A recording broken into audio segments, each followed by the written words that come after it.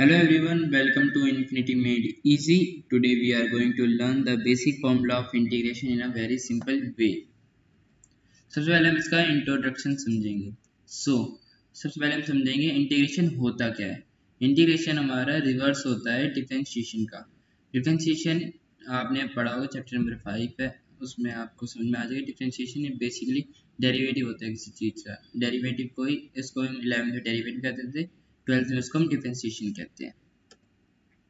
इसमें सबसे पहले हम समझेंगे इसमें इंपॉर्टेंट सिंबल्स कौन से जो आगे पूरे चैप्टर जो काम आएंगे. सबसे पहले जो हमारा इंटीग्रेशन का साइन है जो कि हमें पूरे चैप्टर काम आएगा. उसके बाद dx है जो कि हमारा वेरिएबल है और c जो है हमारा कांस्टेंट है.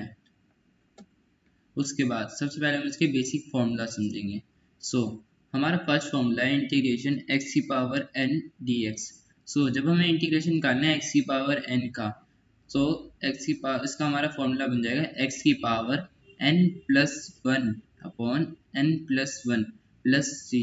डिफरेंशिएशन में हम क्या करते थे, x की पावर n-1 इंटू n-1 करते थे. ओके, तो ऐसे इसका रिवर्स जो है वो हमारा इंटीग्रेशन होगा. जैसे कि इसका एग्जांपल लेके चलते हैं हम.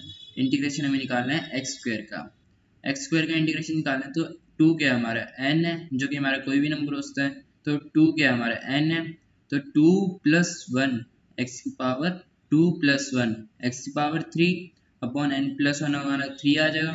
x की पावर 3 अपॉन 3 प्लस c, ये हमारा आंसर हो जाएगा. ऐसे हम एक फ्रैक्शनल वैल्यू वाला भी लेके चलते हैं हम. x की पावर 1/2 जैसे हमें गिवन है, वैसे x की पावर 1/2 प्लस 1 x की पावर हमारा 3/2 आ जाएगा. और इसके हम नीचे कर देंगे 3/2, तो 3/2 करेंगे तो उसमें नीचे जो 2 आएगा उसको हमने ऊपर इंटू कर दिया.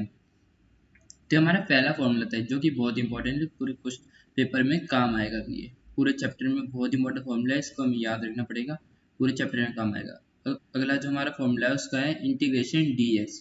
dx क्या हमारा वेरिएबल है. जैसे dx के साथ में x की पावर n दे रखा था, अगर हमें कुछ ना दे रखा और कोई कांस्टेंट टर्म गिवन हो तो हम उसका सिंपल से आंसर निकालेंगे. जैसे कि इसमें हमें dx दे रखा है, तो dx अगर हम इंटीग्रेशन निकालेंगे तो हमारा x आएगा, प्लस इसके साथ हम c कर देंगे ऐसी. और इसका हम एग्जांपल लेके चले तो हम क्या ले सकते हैं, इंटीग्रेशन ऑफ 2 dx.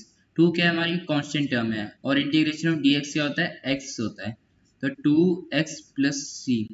हमें कंफ्यूज नहीं होना है इसमें कि 2 इंटू एक्स प्लस सी नहीं करा है. जो इंटीग्रेशन हमारा dx का है वो हमारा x है, प्लस c उसके बाद आएगा. हमेशा पूरा सॉल्व करने के बाद हमारा c है प्लस c होगा. ऐसे हम इसमें 2 इंटू एक्स करेंगे प्लस आंसर, प्लस बाद में हम प्लस c लगाएंगे. ऐसे हमने एक और एग्जांपल लिया है इंटीग्रेशन 3 dx. 3 हमारी कांस्टेंट टर्म है, इंटीग्रेशन हम निकालेंगे dx का तो हमारा हो जाएगा 3x प्लस c. तो हमारे बेसिक फॉर्मूला इंटीग्रेशन के आगे का हम अगली वीडियोस में करेंगे. Thank you.